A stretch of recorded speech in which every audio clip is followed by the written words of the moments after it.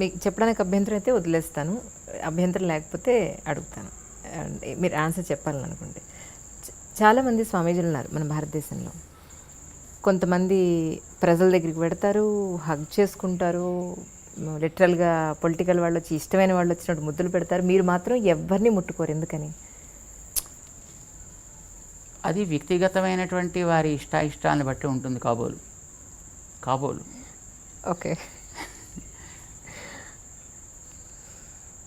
ప్రతి వ్యక్తికి ఒక పద్ధతి, ఒక నియమము ఉండాలి. అది తన యొక్క పరంపరకి తగ్గట్టుగా ఉండాలి. సన్యాసి అనంటే సన్యాసికి కూడా ఒక పరంపర ఉంటుంది. ఆ పరంపరకి తగ్గట్టుగా తాను ఉండాల్సినటువంటి బాధ్యత ఉంటుంది. ఆ పరంపర ఎలా ఉండాలి అనేది పూర్వులు ఆచరించినటువంటి విధానం ఉంటుంది. యథా తే తత్ర వర్తేరన్ తథా తత్ర వర్తేథాః, యథా తే తేషు వర్తేరన్ తథా తేషు వర్తేథాః. వేదం చెప్తోంది, నీ పూర్వులు ఇలాంటి సిచ్యువేషన్ ఎదురైనప్పుడు ఏ విధంగా ప్రవర్తించారో ఆ విధంగా నువ్వు ప్రవర్తించు. ఒక్కొక్క కార్యం చేసేటప్పుడు దానికి ముందు వెనకలు కూడా ఏవో కొన్ని ఉంటాయి. వాటిని వాళ్ళు ఏ విధంగా ఆచరించేవారో నువ్వు కూడా ఆ విధంగానే ఆచరించు. ఇది వేదం చేసినటువంటి అనుశాసనం. It's a command given by Vedas. So వేదాల్లో చెప్పిన దాన్ని ఆచరించేవాళ్ళు కొందరుంటారు, వైదికమైన పద్ధతిని ఫాలో అయ్యేవాళ్ళు కొందరుంటారు, స్వయంగా నిర్మించుకున్నటువంటి నియమాన్ని బట్టి ప్రవర్తించేటువంటి వాళ్ళు కొందరు ఉండొచ్చును. బట్ వాళ్ళ ఇష్టాన్ని బట్టి ఉంటుంది అది. మరి బహుశా మేము మా పెద్దవాళ్ళు ఎలా చేసేవారో అలా ఉండాలని అనుకునేవాళ్ళం కాబోలు. అందుకోసం మేము ఇలాగే ఉంటాం. అంటే మీ గురువుగారు ఇలాగే ఉండేవారండి? ఎస్. మేము మా ఆరాధన, మా కార్యక్రమాలు చేసేంతవరకు మేము ఒక పద్ధతి ప్రకారం ఉంటాం. అది అయిన తర్వాత మనం ఏదైనా బయట సామాజికమైన కార్యక్రమంలోకి వెళ్ళినప్పుడు అక్కడ సామాజికమైనటువంటి కార్యక్రమానికి ఎంతవరకు అవసరమో అంతవరకు మేము అక్కడ ఉంటాం. మీ గురువుగారు ఆఖరిగా మీకు చెప్పిన మాట ఏమిటి అంటే మీరేం చెప్తారు? మా గురువుగారు మాకు ఆఖరి మాట అంటూ అలాగేం చెప్పలా.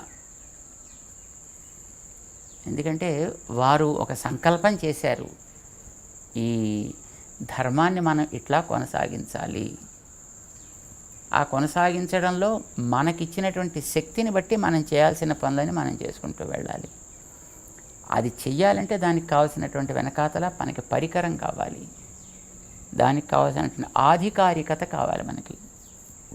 అంటే దానికి కావాల్సిన ప్రమాణాలు మన దగ్గర ఉండాలి. కార్యక్రమాన్ని మనం చేయాలి.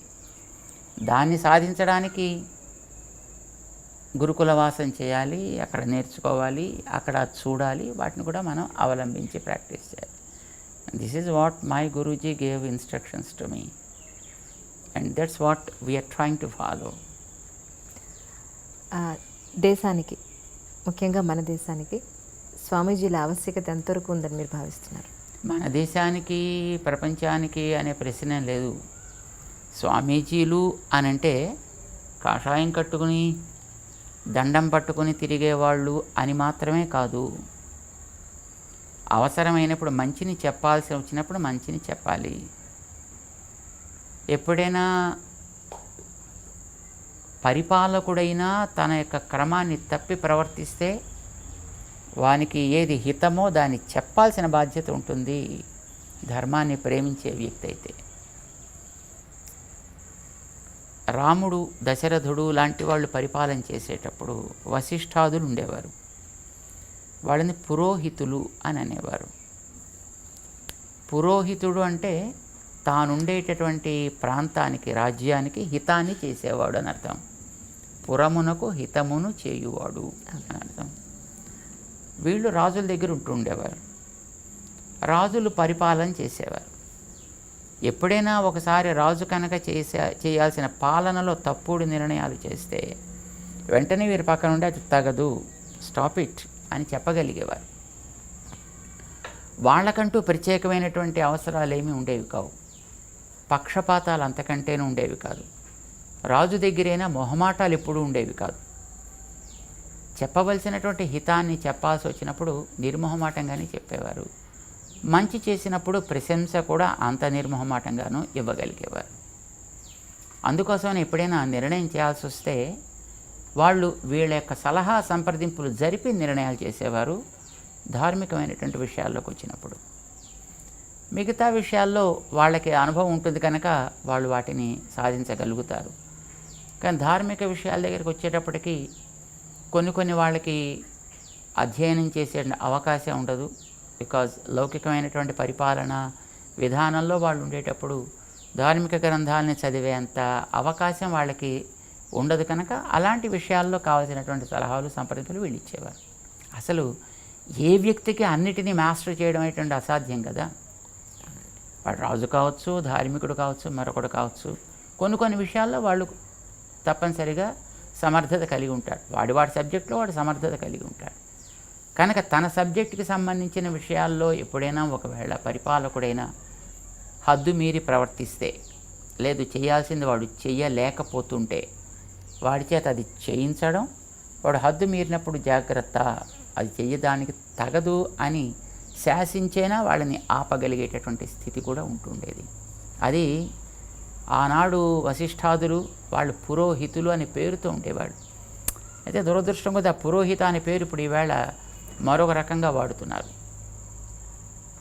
కానీ ఎప్పుడైనా సాధువులు కానీ, సన్యాసులు కానీ, స్వాములు కానీ, పండితులు కానీ, జ్ఞానులు కానీ, the whole and sole responsibility of these people is to follow, of course, the doctrines that are laid down by the elders, teach them to the generation, and prepare the people who are able to take proper care in the society in general. అంటే రాజులకే కాదు కదా, సామాన్య ప్రజల్లో కూడా అలాంటి వాటిని చెప్పాల్సిన అవసరం ఉంటుంది కదా. వాళ్ళని కూడా ఆ మార్గంలో పెట్టాల్సిన బాధ్యత వాళ్ళకు ఉంటుంది కదా. వాళ్ళలో కూడా ఒక రకమైన అవగాహన తీసుకురావాల్సిన బాధ్యత కూడా వాళ్ళకు ఉంటుంది. అంచేత సామాన్యుల కోసం చెప్పడానికి కావాల్సిన శిష్యవర్గాన్ని తయారు చేసేవారు. వాళ్ళల్లో అప్పుడప్పుడు కొందరు రాజాశ్రయాన్ని చేసి రాజులకు కూడా మార్గదర్శనం చేయగలిగేట్లుగా ఉంటుండేవారు. ఎప్పుడెప్పుడు ఎవరికి ఏ సలహా సంప్రదింపులు కావాల్సి వచ్చినా ఇవ్వడానికి అందుబాటులో మాత్రమే వాళ్ళు ఉండేవారు. అవసరమైతే తప్ప వీళ్ళు వెళ్ళి దాంట్లో నియంత్రించేటటువంటి స్థితి ఉండేది కాదు. వాళ్ళు కూడా తమ బాధ్యతను గుర్తించి ఆ రకమైనటువంటి సలహా సంప్రదింపులు తీసుకుంటూ ఉండేవారు అలాంటి విషయాలకు వచ్చినప్పుడు. ఇంటి పేరు నిలబెట్టడం లేదా ఒక వంశాన్ని నిలబెట్టడం అని అంటే అది ఒక అబ్బాయితోనే సాధ్యం అనేది కొన్ని సంవత్సరాలుగా పాతుకుపోయిన మాట. మరి మీ విషయంలో మీ తల్లిదండ్రులకి మీరు వంశాన్ని నిలబెట్టారని అనుకుంటే మరి మీ వంశాన్ని మీరు మరి ఇప్పుడు మీ సన్యాసాశ్రమంలో అది ఎలా వీలవుతుంది? మరి మీ తదనంతరం మీ వంశాన్ని నిలబెట్టాలి అని మీకు ఎప్పుడు అనిపించలేదు? వంశము అనేటటువంటిది ఒక్క వ్యక్తి వల్ల ఎప్పుడు నిలబడదు. అబ్బాయి వల్లనే నిలబడుతుంది అనే నియమం కూడా ఏమీ లేదు. సో అమ్మాయిలైనా నిలబట్టచ్చు. ఇది అమ్మాయి ఇంటి పేరు మారిపోతుంది కదా. మరి ఇంటి పేరు మారినా వంశము అనేది నిలబెట్టడానికి పర్పస్ ఏంటి? ఆ వంశంలో పూర్వులు కొన్ని మంచి పద్ధతుల్ని వాళ్ళు పాటించారు. ఆ పాటించిన పద్ధతుల్ని తర్వాత జనరేషన్స్కి అందించాలి అని వాళ్ళు దే అస్పైర్డ్ ఫర్ దట్. మనకి పర్పస్ అదే కదా, వంశపు మర్యాద, వంశపు గౌరవం లేదా ప్రతిష్ట, ఆచారం. They are certain practices which they followed and they made the generations to preserve that practice. దాన్నే మనం సంప్రదాయము అని పేరు పెట్టి పిలుస్తాం దాన్ని. సో ఈ సంప్రదాయ పరిరక్షణ కోసమనే వివాహ వ్యవస్థ అయినా లేదు సంతానం కావాలి అని అనుకున్న పర్పస్ అది. అది చేయగలిగిన వ్యక్తి మరొకరు ఉండేటప్పుడు అందరూ చేయాలి మంచిదే, కానీ దానికంటూ కొంతమంది ఉన్నప్పుడు మిగతా వాళ్ళు మిగతా కార్యక్రమంలో ఉండడానికి కూడా ఆక్షేపణ ఏమీ ఉండాల్సిన అవసరం లేదన్నమాట.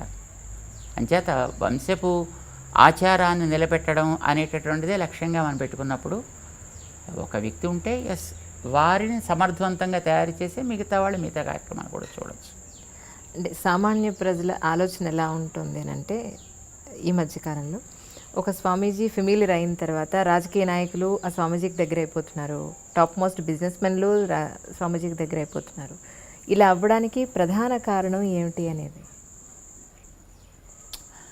స్వామీజీలకి రాజకీయ నాయకుల్లోనూ బిజినెస్ పీపుల్ దగ్గర అవుతారని ఏం లేదు.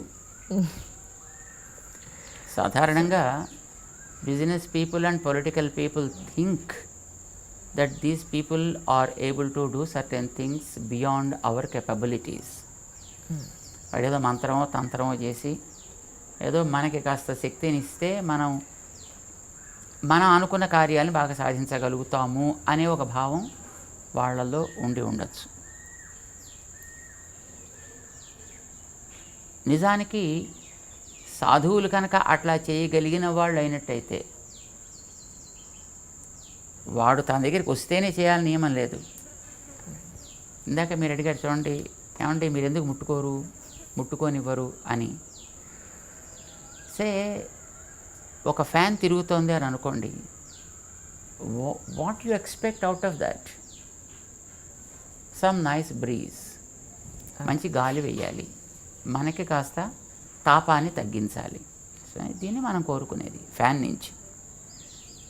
అది నిజంగా ఫ్యానే అయినట్టయితే, అది నిజంగా తిరగగలిగిందే అయితే దాని వెళ్ళి నువ్వు పట్టుకోవాల్సిన అవసరం లేదు. అది నిన్ను పట్టుకోవాల్సిన అవసరం అంతకంటే లేదు. దాని మానాన తిరుగుతుంటే నీకు గాలి వేస్తుంది, నువ్వు యూ ఫీల్ కంఫర్టబుల్, రైట్?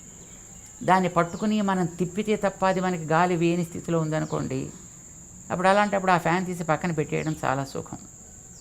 మన చేతిలో విసనకర్ర పట్టుకుంటే అప్పుడు మనకు కావాల్సినట్టుగా అది గాలిని ఇస్తూ ఉంటుంది కదా. సో మాలాంటి వాళ్ళం బహుశా ఫ్యాన్స్ లాంటి వాళ్ళమేమో. It not fan for somebody, but we are fan for the society. So we give the breeze. If we are really able to give the breeze, no one need to do anything to us. And if we really can't give that kind of breeze, I think coming and doing any kind of thing will serve no purpose. అప్పుడు waste కదా. అప్పుడు వీడుకుంటే పాపాలు మిగతా వాళ్ళకి అంటుకుంటాయి ముట్టుకుంటే.